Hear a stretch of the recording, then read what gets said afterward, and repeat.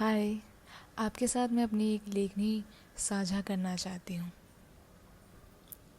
सर्दियों में मुझे दिल्ली बहुत याद आता है। शायद यह एहसास मैं आपको शब्दों के ज़रिए समझा सकूं। हल्की सी ठंडी बढ़ते ही माँ ऊन के बुने कपड़े निकाल लेती हैं। फिर वो सारा सामान निकलता है जो इस बार की सर्दियों में इस्तेमाल होगा। नहीं, वो सारा सामान निकलता है जो पिछली कई सर्दियों से इस्तेमाल हो रहा है।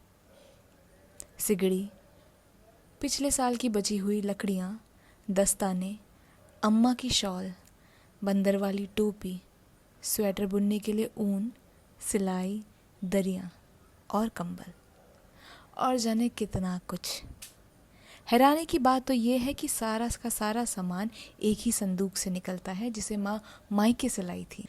हम पहाड़ियों के घरों में सर्दियों में कुछ खास चीज़ें तैयार होती हैं, जैसे कि भट की चुरकानी, गौहत की दाल, मंडवे की रोटियां, नींबू का सान, भांग और तिल की चटनी। और जैसे ही घर का सारा काम खत्म हो जाता है तो माँ छत की तरफ आती है और तब निकलता है असली पिटारा जो गांव से आया है, जिसमें होता है लहसुन का नून, अमरूद और काफ़ी फल। सर्दियों में जितनी लंबी इमारत उतना अच्छा। हमारे हिस्से की धूप किसी और के घर की चादर से ढक नहीं जाती। जैसे ही हल्की हल्की धूप कम होने लगती है, हम अपना बोरिया बिस्तरा बांध कर नीचे आ जाते हैं। शाम के गहराते ही पापा सिगड़ी में कोयले जलाने लगते थे। शायद उन्हें भी कनकनी सर्दी छू कर गई होगी। उन कोयलों की तपिश के बीच हम अपने आलू भूंजने लगते थे। वो जो स्वाद उन आलूओं में था वो आज तक मेरी ज़ुबान पे चढ़ा हुआ है।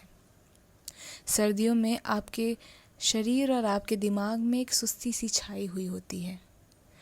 वो सुस्ती काफ़ी वक्त से गायब है। इस दौड़ धूप में मैं उस सुस्ती की तलाश में हूँ। धन्यवाद।